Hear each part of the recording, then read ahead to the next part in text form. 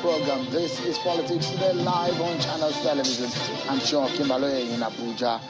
Would like to tell you that there is a change in the schedule of the People's Town Hall, which was supposed to hold between the candidate of the People's Democratic Party, Atiku Abubakar, and his running mate, Senator Ifeanyi Okowa. It has been rescheduled for December the 11th, 2022. Well, someone said to me that there will be a lot of surprises in the 2023 election, and that got me thinking. And I began to really analyze what could happen based on our political history. Some stronghold myths will be broken. New loyalties will be established, and some old loyalties will be shattered. Disappointment, you will see a lot of them. New political map will be created, and there will be a lot of recalibration of whatever you understand as a size of our politics in the last few years. In short, brace up for the unusual. Some of them you will start seeing, or you have already seen. It's been, happening already. As we approach the big election years, there are always been internal political turmoil for the big political parties, such as we're seeing happening in the People's Democratic Party, PDP. 5 governors of the PDP, now popularly called the PDP G5, met in Lagos, and they have also said they're open to negotiations. The stance of the PDP G5 further establishes the division that has been seen in the PDP, which has lingered ahead of the 2023 elections. They met in Lagos at the residence of the party's former Deputy National Chairman and member of the Board of Trustees, Chief Olabode George, and they announced the formation of the Integrity Group of the PDP. The chieftains present at that meeting included the former governors of Oyo, Ekiti, former governor of Cross River, Donald Duke, and former governor of Plateau State, General Yang. Others who include the deputy chairman of the PDP, Taufik Arakpaja, Chief Dan Obi, Senator Olaka Nwogu, Senator Mao Abunwa, Senator Nassif Sulaiman, and several others who now belong to the Integrity Group of the PDP. At the end of that meeting, a former governor, General Yang, was one who spoke to journalists alongside the governor of Oyo State. And he said the group is still open to consultations now to resolving the crisis rocking the main opposition party, PDP. Take a listen to the governor of Oyo State and former governor of Plateau State, General Yang. We, at this meeting, have decided to stand on the decisions we took at our last Port Harcourt meeting. And we hereby again reiterate that the window for reconciliation in our great party, the PDP, remains open. The G5 is all about the Integrity Group. You can see us as serving governors as the face of this struggle, but the leaders and elders of the party that you see here, they are the people behind those faces. Well, you heard some of the leaders of the Integrity Group. Now, let's talk about it. On Saturday, let me remind you also, the Rivers State PDP launched a governorship campaign in the state where Governor Nyesom Wike doubled down on the reasons some of the governors of the G5 want the party national chairman, Yocha Ayu, removed. Speaking about Senator Yocha Ayu and some of those things they perceive as a wrongdoing of the senator and the reasons why they want him out of that chair.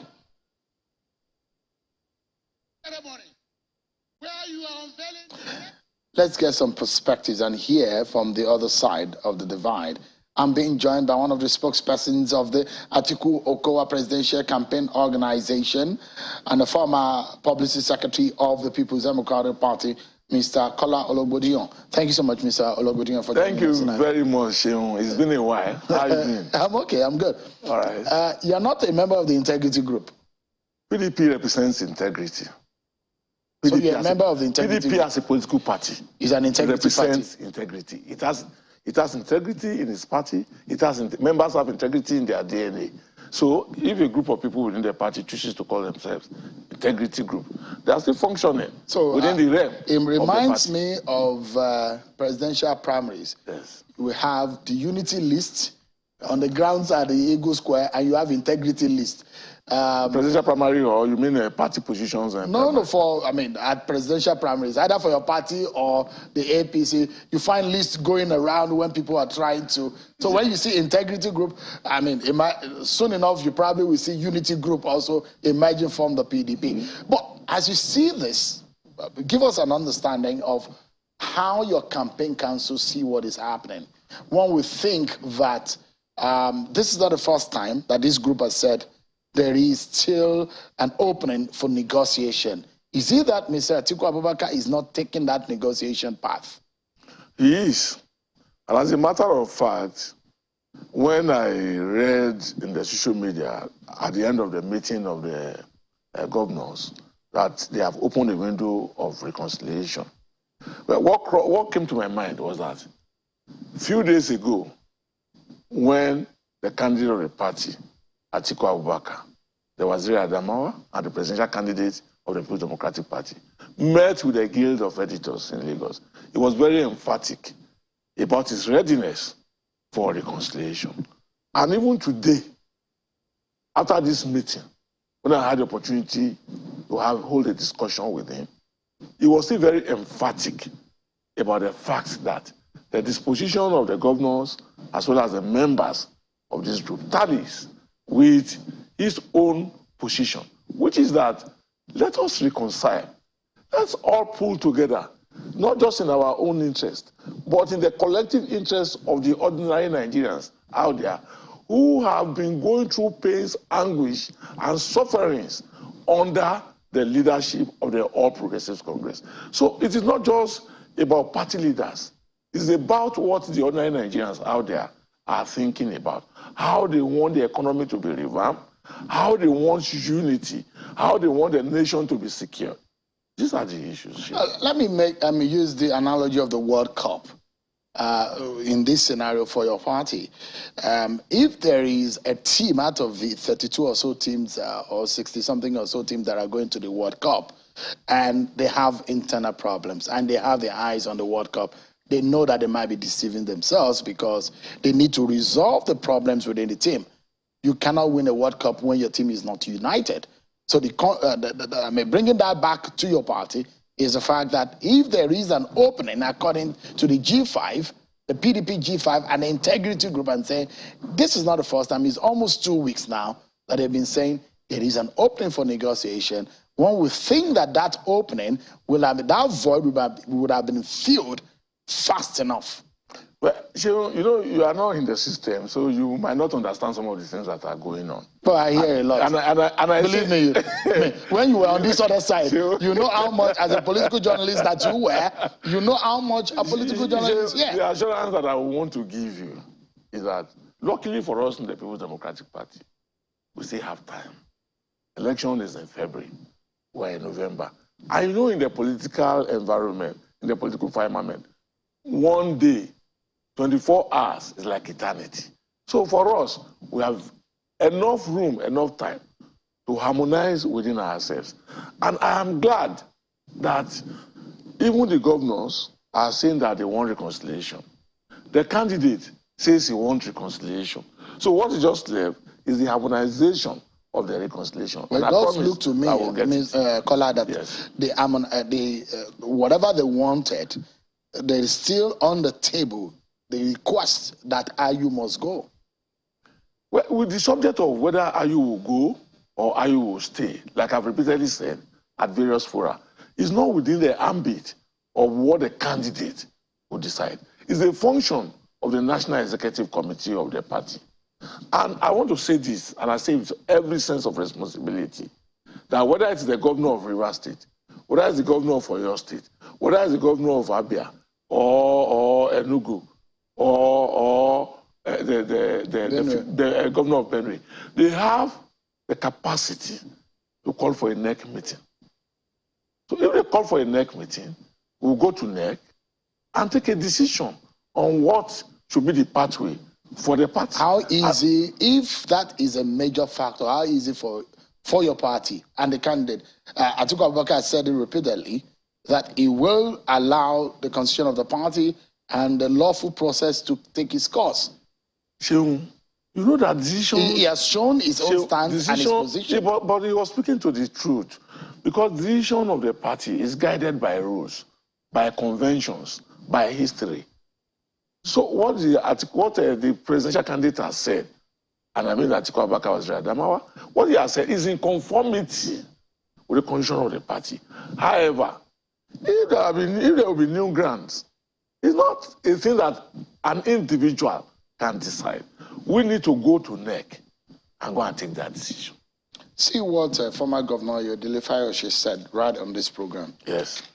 He said that he supports Atiku Abubakar, as the candidate of the party. Yes. Or he has also said that it is a given that I will support Atiku for president in 2023, but the party cannot ignore the protesting governors.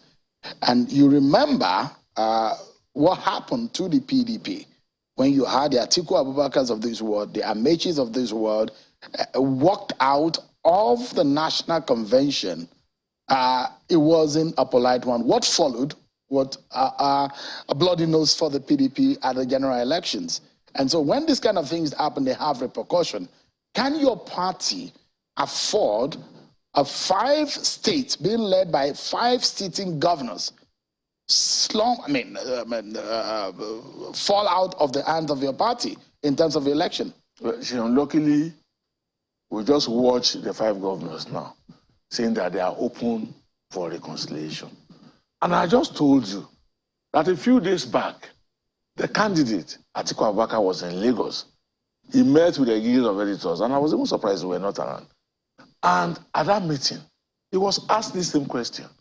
He was very emphatic about his readiness for reconciliation. And I said, even today, when I had the opportunity to speak with him, he was still very emphatic on the reconciliation. And I said, look, the pathway to this reconciliation, we can go to NEC and go and take a decision about it. And I've told you, all the governors have the strength and the capacity within their party to demand for NEC, and they know how to do it. So we are how distracting is this for your party?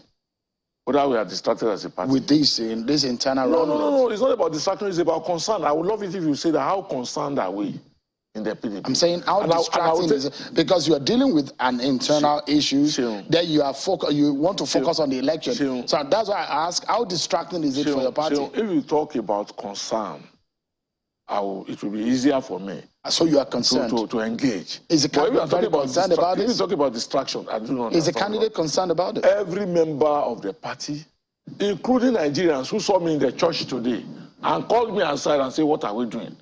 Everyone is concerned. Everyone. Look, you need to understand how Nigerians are feeling about the current situation in our nation. You need to know the pains.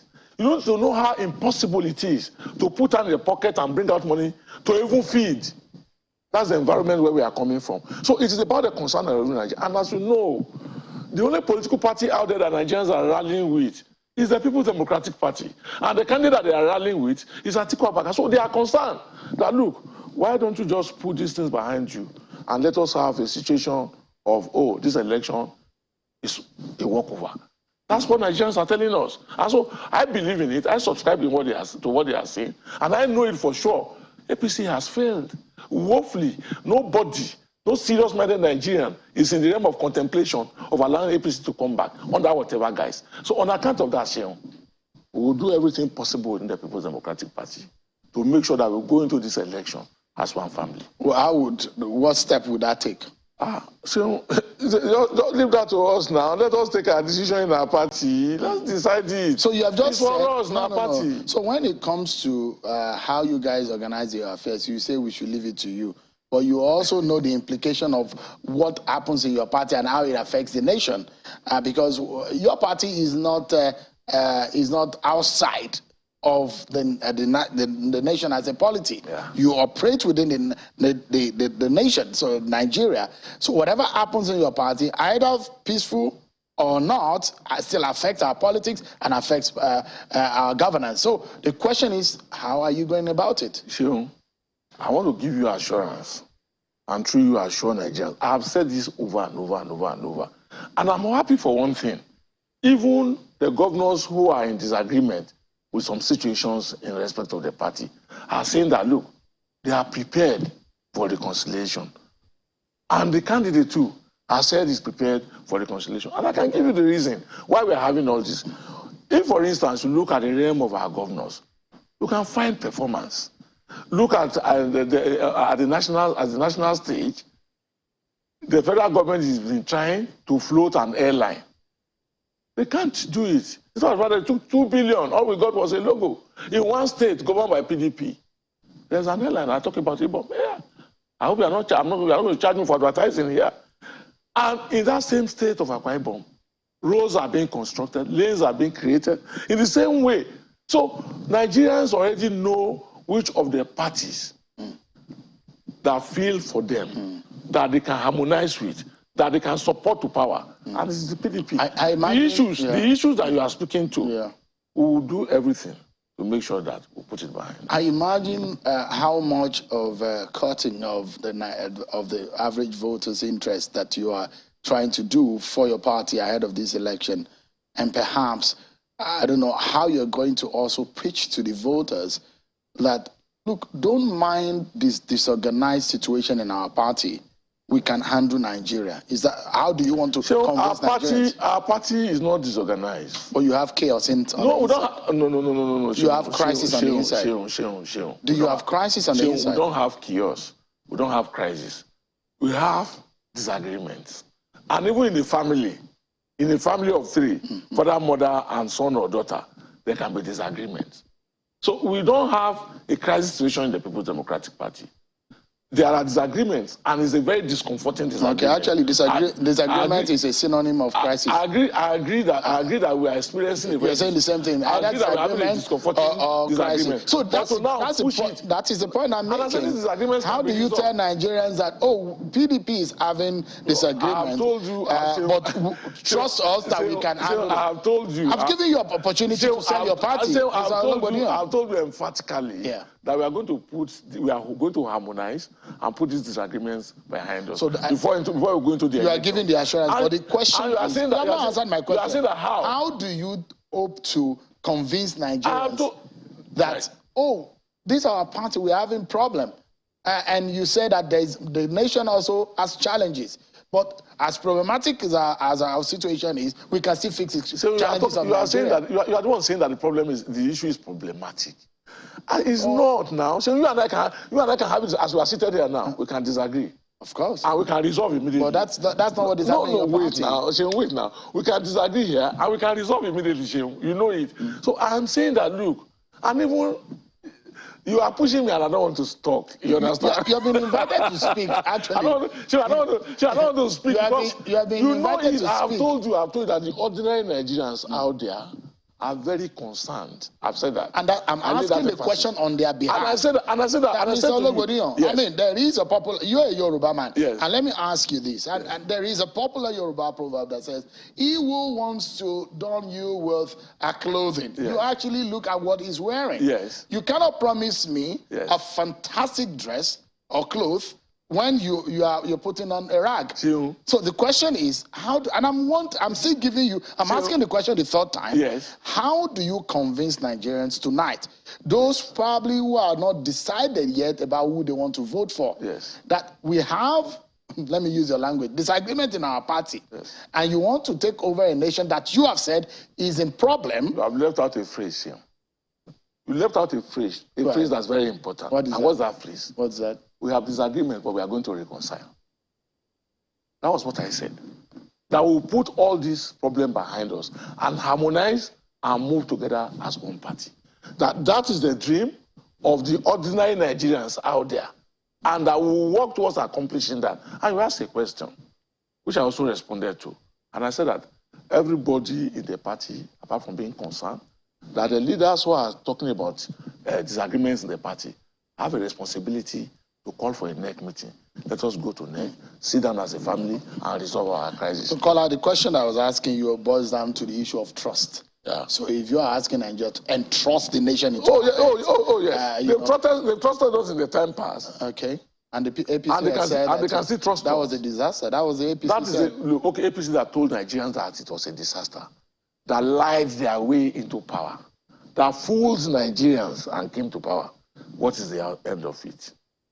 What has come out of it? So you guys are asking Nigerians to bring you back to power. We have said this over and over to Nigerians, that when we return to power, we have demonstrated in our respective states the capacity of our party to deliver on good governance, and that we will repeat that same thing. Go to Akwa Ibom State, for instance, you will find a 21-story building called the Dakada Towers, built by a governor of the People's Democratic Party. Go to any state you go to that is governed by PDP, there's a difference. Even Mr. President Muhammadu Buhari is being invited to go to PDP states to go and commission projects, whereas those who were elected into governorship offices in his own party are unable to invite him. This is a clear demonstration. This is a clear demonstration of the stuff that PDP is made of. And I'm saying that, look, Nigerians know that life was better when PDP was in government, and as such, they are still looking on to us and say, look, yes, we believe that you can make a difference. Just come back and make that difference. Let me ask you this, and it's pretty straightforward. There is a question mark, a very big one, that your party members have raised, and it's about whether or not Nigerians can also trust you, because there's a lot of distrust when it comes about the unity of this nation, the North and the South dichotomy, and this ethnic division that we are seeing in our country today. And the governor of Rivers State had made an inference. I guess he was responding to Mr. Atiku Abubakar's statement, you know, when he was making reference to the appointment in the security sector of our country, and how he said there are lopsided appointments based on ethnic spread and balance. And Governor Wike had said that you are talking about that, but what about, isn't that the same question, the problem that is bedeviling the PDP? That is a very big question that your party is raising. So what is the question? What question are you asking? You are saying that you can unify Nigeria. Yes. You're saying your candidate is a unifier. Yes. But he's saying that, look, the same ethnic problem that is being established on the national stage is being seen in your party. So to the glory of God, I will not forget, you and I were together at the National Convention ground, which held at the stadium. And I remember that we stood together, we chatted, we spoke. And by the election that held that day, at that National Convention, every geopolitical zone in this country participated in that election. And our candidate that emerged from that election, Atiku Abubakar, represented Nigeria as a nation, because every geopolitical zone was present, votes were cast, results were counted, and he emerged. Having said that, our candidate is a unifier. We have no doubt, it's not in contest that our candidate is a unifier. And I have set out to unify this country. And I can subscribe to that without even asking questions, without questioning it. And my reason is very simple.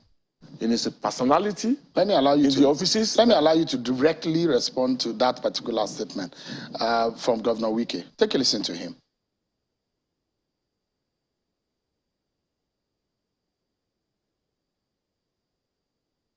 Okay, all right, we'll get it to you in a moment. So I was saying that in his personality, in the offices he has occupied, you cannot accuse Atiku Abubakar of playing ethnic politics. You can't. We are both reporters here. No, I was privileged. All right, so sorry, it's ready now. Let me allow you to listen to that. Yep. I hear people go to town hall meetings and they say all kinds of things they say. They say they will implement restructuring. They will make sure that every zone will have a member in the Security Council. That it is not good for one zone to produce all the security chiefs. You see, it is not good, but it is good for one zone to occupy all party positions. You see how Nigerians are. You see how we are. I will implement that every zone will be represented. I will implement. That is town hall meeting. That is debate on television. Because everybody wants Nigerians. Oh yes, he said the right thing. But no Nigerian want to say, let us start from this one now. Let us start from this one. Starting from this one, we will know what you will do when you get there. It's not true. Don't be so. Start from the party. All right, Mr. Yeah. Without going into conflict with Governor Nyesom Wike of Rivers State, let me lay what I know about the People's Democratic Party. Let me make it abundantly clear. Until APC came into office and began somewhat what could be called an ethnic agenda, in which the vice president and the office of the speaker will come from the same geopolitical zone. For the 16 years that the PDP ruled this country, you never had that scenario. And that was what Atiku was speaking to. The first 6 major offices under PDP's rule, and you can fact check this, is always distributed among the 6 geopolitical zones. And I speak to the office of Mr. President, the office of Mr. Vice President, the President of the Senate, the Speaker of the House of Representatives, the Secretary to the Federal Government, and if I remember very well, I think the National Chairman of our party. These offices are equitably distributed. What about now? What do you have now? Today as we speak. You have a national chairman from the North Central. Today as we speak. You have a presidential candidate from the Northeast. No, wait now. Situation led to that. And that will only be corrected that can be further expanded. What we have presently, the offices that have been occupied now, you have the national chairman coming from the North Central. You have the presidential candidate coming from the Northeast. You have the vice presidential candidate coming from the South. So you have 3 offices left, which can only be occupied after the election. Can you justify the first? No. We are dwelling. Let me make so my that point we don't waste the time. The question is, can point. you justify the national chairman position and the region which it comes from, and the presidential candidate? You must take into consideration the circumstances that led us to where we are. You cannot. Isn't that the reason why this governor is saying correct this? Listen, you cannot treat this matter in isolation. It's not possible. As we speak today, I've told you about the 6 offices. And the 3 offices that have been occupied so far are the offices of the presidential candidate, the office of the vice presidential candidate, and the office of the national chairman. And Northeast has taken the presidential candidate, the South has taken the vice presidential candidate, the national chairman has been taken by North Central. So we have the office of the Senate President, we have the office of the Speaker of the House of Representatives, and we also have the office of the Secretary to the Government of the Federation.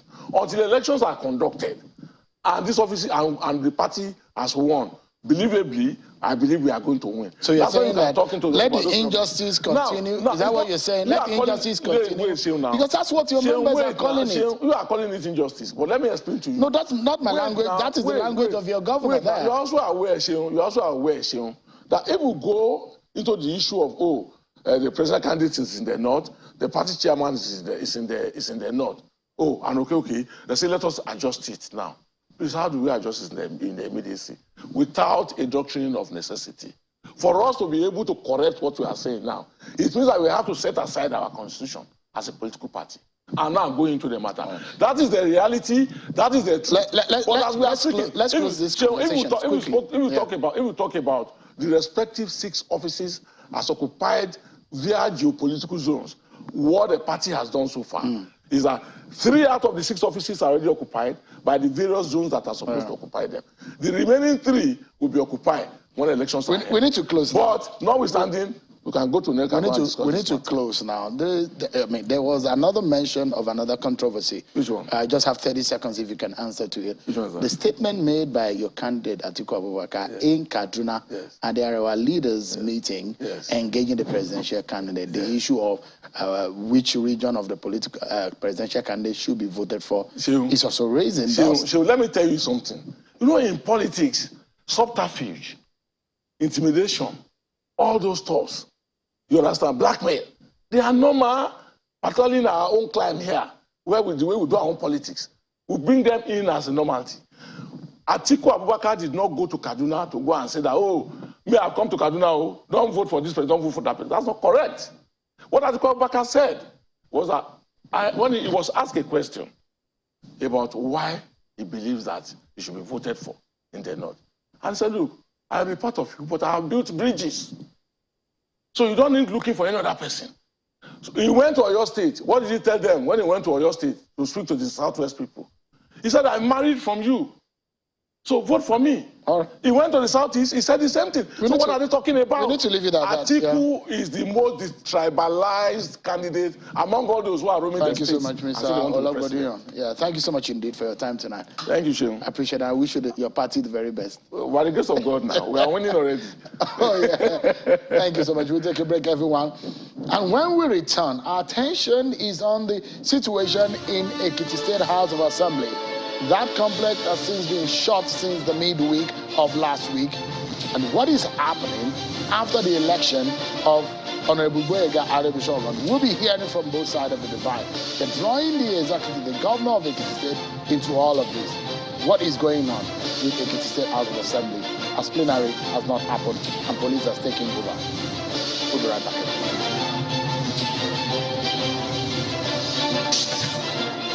Let's go to Ekiti State now, where it does look like there's an arm of government that is under siege, or perhaps threatened, with accusation from both sides of the divide. Well, last week, Honorable Boyega Arebishogun was elected as a new Speaker of the Ekiti State House of Assembly. Arebishogun represents Ikole Constituency 1 and was elected at the plenary last Tuesday. He replaced Honorable Fumini Afuye, the previous Speaker who died in October this year after he reportedly suffered a cardiac arrest. Honorable Arebishogun, who is a 2-term lawmaker, was elected after polling 15 votes to defeat Honorable Olubunmi Adeluba of Emure constituency, who got 10 votes. But there have been controversies since police moved to shut the complex over insecurity reasons. And as soon as we got a wind of that, we put a call through to Honorable Arebishogun earlier in the week, and he gave us an assurance that things are going to be resolved. But as we speak, it does look like some political crises are looming, because we understand that there will be a plenary tomorrow, ostensibly. The fear of those on the side of Mr. Arebishogun is to remove or suspend some of them and install another person who is favored by the other side of the divide. And okay, who are these ones on the other side of the divide? The government, the sitting executive of the APC, these guys are particularly members of the same party. Said that perhaps Arebishogun does not fall within the side that they want. Well, you know, this is politics. Let's speak to the gentlemen that have joined me on the program tonight. Honorable Boyega Arebishogun himself is here in our Abuja studio. Thank you so much, Right Honorable, for joining us tonight. And virtually, we have the spokesperson of the governor, the chief press secretary of Governor Biodun Yebanji, Mr. Yinka Oyebode, joins us virtually. Thank you so much from Ado Ekiti. Let's get started with all of these. First and foremost, I spoke with you earlier in the week, and you told me, things are going to be resolved. You spoke with the Commissioner of Police. But it does look like from that last time I spoke with you and now, things have changed, isn't it? Obviously. So what is going on? Has the complex been opened? No. What is going on? Well, we should ask the Nigerian police. But you told me that the Commissioner of Police gave you because his words that the Commissioner of Police gave an assurance that the House of Assembly will be reopened the next day, that the problem must have concluded its investigation. But unfortunately, up till I'm speaking with you, the complex is still under lock and key. And that is why we have decided to call on the Inspector General of Police to rein in his people, to allow the House of Assembly to function as a legislature. That we are not under siege. Nobody has perpetrated any crisis. Even the make-believe they have done, as if there's some people coming to attack, it's just coming out to say that some disgruntled element out there, in cahoot with some members of the Assembly, are trying to play funny. So, and this is something that is happening within your party, APC? Yes, because they perhaps believe that they don't want democratic processes to take place in the Assembly. And these people are even up with arms, saying that they are going to assassinate the Speaker, take over the place. That is yourself. Tomorrow morning. That's yourself. Yes. They don't want you. That is the real set of things. But the majority of members of the Assembly voted for me.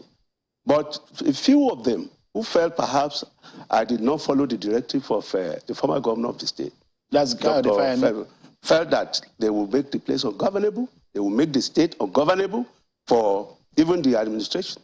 Have you fallen out with Governor Fayemi? I didn't have any quarrel. When was the last time you spoke with him? Well, I sent a message to him even last night that what is happening, and that am I no longer one of his loyalists? That why did he not congratulate me? Up till I'm speaking with you, he has not done anything. Otherwise, he has been going around calling our members to go and impeach me tomorrow. That is the truth. And you have evidence? I have evidence. The fact that Governor As I'm speaking with you, 7 of our members are locked up in Fem Guest House in Ekiti, planning on how to impeach me tomorrow in cahoot with some of his former aides, like the former Commissioner for Justice. Who is behind all of this? The Dr. Fayemi, of course. Not the sitting governor? Not the sitting governor. Okay. Not the sitting governor. Let's hear from, because the inferences that have been drawn into all of this is that the government of the day, the executive, is part of this. Let's allow Mr. Oyebode, who is the Chief Press Secretary to Governor Oyebanji, to speak with us. Mr. Oyebode, give us an understanding of what is happening. How can the Assembly complex be shut? And the Speaker, who was elected here with us, is saying that this is against the will of the members of the legislature. Okay, thank you very much. What I would say is that essentially what is playing out at the State House of Assemblies is purely legislative affairs. I want to believe that the leadership of the House and also the leadership of the party will resolve it amicably. That's our wish as government. And the information we have about the locking up of the place is that the police reported that some hoodlums were about burning down the place a couple of days ago, and because of that, some of them were even chased away, and some jerry cans of fuel, filled with fuel, were actually recovered from them, and some cutlasses and stuff like that. And that's a report in the newspaper yesterday. And so to that extent, the executive arm of government does not really have much to do with this matter, because we believe that the House of Assembly members are elected representatives of the people, and they are there to represent the people of their constituencies and to make law for orderliness in the state. And I believe they are up to this task to resolve it amicably within themselves. So give us another, because you speak the mind of your principal, the governor. Has the governor been briefed? What is the response of the governor, and what is his stance on this matter? I think the start of the governor is that he's a Democrat and he's head of the state, he's head of the government. I also believe that there is a separation of power, and every arm of government also have a measure of independence. And to a large extent, we believe that it's still within the ambit of the leadership of the House to resolve this amicably. I mean, the governor, your principal, is the chief executive, chief security officer of the state. And in that sense, the activities of the police will not be out of his knowledge. is perhaps going to be briefed about the security situation, especially as it affects the House of Assembly. I'm not sure that the governor will say that he's not aware of what is going on. For example, I mean, the layer of that question is going to be about 2 or 3. For example, the governor is due to submit the budget to the House of Assembly. When is that budget due to be submitted? The budget of the state has been presented to the House of Assembly already, and we believe that the House of Assembly is already working on the budget. So to that extent, I believe that, like I said, the situation is that we maintain that the leadership are up to the task. You know, the executive does not necessarily have to wade into this matter. And we want to assure you that this house is one of the most peaceful assemblies. But Mr. Oyebode, does it bother the governor that the complex? Yeah, Mr. Oyebode, does it bother the governor that the complex of the house has been shut since Tuesday, I guess? Since Wednesday. And there's been no plenary since last week, Wednesday. But what I do know is that, like you said, the governor must have been briefed. And you know, security issues are not something that you want to discuss on national television. I'm sure it must have been briefed. And I know also that so many things have been put in place to ensure amicable resolution of the conflict that is going on within the House of Assembly. Let me ask Mr. Aribijogon, have you met the governor, Governor Yebanji? I have not. Did you try to meet with him? I tried. So what happened? I've sent messages, but Tapia's, the special advisor on political matters, has responded by way of saying that the government is looking into it and that there will be an amicable resolution until about 24 hours ago, when we begin to see that some clandestine moves are being made by the former chief of staff and the former attorney general of the state, that members who are few in number, about 7 of them, are planning to invade the House of Assembly tomorrow morning. And they are now kept at Fem Guest House in cahoot with the chairman of the party. And they are even planning to assassinate. So, because one of the hoodlums who they recruited has given an hint that we will see what will happen tomorrow. And I said, I'm not even in Ekiti. Did you run away from Ekiti? I didn't. I came to attend the Conference of Speakers workshop on harmonization of the state legislature's standing orders. That's why I'm in Abuja. But when I heard that, I had to call. I've been calling the commissioner of police. He has not picked my call. But so you are likely to be impeached back home tomorrow? Yes, tomorrow. I think they are kept somewhere now as I speak with you. I want to tell you that about 7 of our members have been threatened and intimidated. Let me ask you some questions, and I'd like to also say the truth to the Nigerian people. Yeah. The real reasons behind those who want you out. Yeah. 15 people voted for you, 10 people voted for Honorable Adeluba. Yes. But do you realize that what they're saying on the other side, that you do not have a return ticket to the House of Assembly, you do not have a ticket, and that's the reason you want to, by all means, be a speaker? If it is by all means that I want to be the speaker, why will I have 15 members if I'm not popular? They have forgotten that I'm the leader of business there. I control the House. I stabilized the House since 2018. So the question of not getting a ticket, I never asked anybody for a ticket. Do you feel like an outsider? I don't want to even go to PDP? Tottenham. Let anybody who said I needed a ticket, a return ticket, come out to say that. You didn't want a ticket? I didn't even apply for it. I didn't even discuss that with anybody. Because whoever says that, the allegation is that, just a moment, that you were angry that you did not get a ticket. I'm not even angry. If I'm angry, I will have, the people of Ekiti knew me quite well that whatever I want to say, I say it. I don't fear anybody, I only fear God. But do you also see, you are from watery part of Ekiti North, yes, right? Ekiti North. You are from the North. Yes. Honorable Afuye, who died, yes, the former speaker, is from the South. Yes.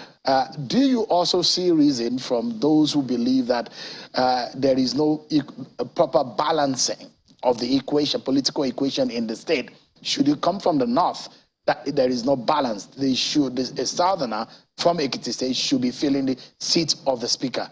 Do you see reason? Even the former governor should have known that we are 900 members from the North, and that all of us, except one, said he wanted to go with the South. And we said, on this northern thing, we stand. Because in 2018, when Dr. Fayemi became governor, I was in the House, and I was a ranking member. Nobody queried the fact that the speakership has to go to the South to complete the tenure of a northern speaker who was impeached. And October 11, 2018, Right Honorable Alagbada became speaker on the advice and support of the northern leaders, believing that the governor cannot be in the north, at the same time the speaker being in the north. In this wise, the deputy governor is from the south. The party chairman is from the south. At the central level, you have the governor, you have the ambassador, you have the minister. The north has nothing. At the state level, I'm the most senior, which is the majority, that is not even a presiding officer at all. So you think, and we said it. That when Dr. Fayemi called us to his residence and said he wants us to support Honorable Adeluga, I stood out to say that could not be done by fiat or by imposition. That we have constituencies, that we have leaders, that we are going to consult them and get back to them. That ordinarily we should be looking at the Constitution, at the same time looking at the standing order of the House. So you disagree with Governor Fayemi on that? Yes, I know that I disagree. So, but what is this talk, Honorable Aribishogun, that you're working with the opposition in the state to ensure that the passage of the budget is not impossible? And maybe they are the one doing that. Because if they are not the one doing that, they won't tell the Commissioner of Police to lock the assembly when we have slated that in our other paper that we are considering the budget. And up till I'm speaking with you, the supplementary budget and the appropriation of 2023 has been presented by the governor. Only for us to take it the next day, we have this police invasion. So you are afraid that you might be impeached tomorrow? I'm not afraid. God owes. But you think you might be impeached tomorrow? Whatever anybody might want to do, he should remember that there is God. Do you still have the 15 people behind you? Yes, I have 15. Even they were calling one or two of them to come and join them at Fem Gas as I was coming to your studio now. Everything that they are doing there, they have recruited Dele Olugbe, who was the former speaker of the House, to bring some talks to the place tomorrow. They have even got a bus that will take them from their hideout to the assembly complex. I'm only saying that just to let Ekiti people know that they want to truncate this democracy at the state level. Let me bring back Mr. Yinka quickly. Mr. Oyebode, if you give us an understanding from what Honorable Aribishogun has described, it does look like chaos might be emerging, and fast too, as it's few hours before tomorrow. Will the governor be rising up to the occasion this time around as a chief security officer of the state? If the arm of government is in chaos like this, can the governor look on? I can assure you that there won't be breakdown of law and order because the governor, the chief executive officer of the state, is in touch with all the warring factions to ensure that they reconcile amicably their differences. It's democracy in action, actually, and I believe that we have absolute confidence in the leadership of the House. I mean, they've been there for almost 3.5 years and it's been rancor-free. And we believe that this is just something that they can resolve amicably. And the government is also reaching out to them to ensure that they work together and resolve it within themselves. Has there been an official communication in recognition of Honorable Aribishogun's emergence as the speaker from the governor? Well, I don't know whether there may not be an official communication. The House of Assembly, like I told you. But you are the CPS, you probably will be the one to issue the statement. What I'm saying is that no, it doesn't work that way. What they did after the election, it was communicated out. I mean, they put up the official position out. It's an in-house something. The Speaker of the State Assembly is the first among equal, so his colleagues elected him, But does this speak to the allegation that the governor is also against Gbege Aribishogun emerging as the speaker if he has not recognized him since almost a week? He never said that. He never said that the governor is against his candidature. He never said that. No, I'm asking you the question that if the governor has not officially recognized the speaker, that arm of government has not been recognized since last week, since there was an election, does he also raise the issue that is probably aligning with the allegation that the Honorable has said that former Governor Fayemi is the one behind all of this, and the governor is probably queuing behind the former governor? in all of this? Mr. Show, you recall that the Honorable Speaker has never said that he never made any such allegation against the sitting governor. You know, what I want to say essentially is that the process is that there is a communication. You know, the House of Assembly also has its own media arm that normally give out their own information after the exercise. And after the election was concluded that day, they usually, that is the process. All right. We need to leave it at that and hope that, the Ekiti people will resolve their differences. Thank you so much, Honorable Aribishogun, for coming tonight. I just want the prominent people in Ekiti State, like Chifa Balola, and on all our traditional rulers to be on the lookout and save democracy in the state because of the plans they have for tomorrow. Yeah, Mr. Anyiko Yobade, thank you so much for clearing this issue and clarifying some of these situations for us. I appreciate your time tonight. Honorable Aribishogun, I wish you the very best. Thank you. And I hope that you guys will resolve your differences, albeit political, amicably. We'll resolve. Thank you. Well, thank you so much, everyone, for watching. That's our show for today. I'll see you tomorrow, by God's grace, at 7 p.m. Thank you so much. I'm Shinwa Kimale. God bless Nigeria.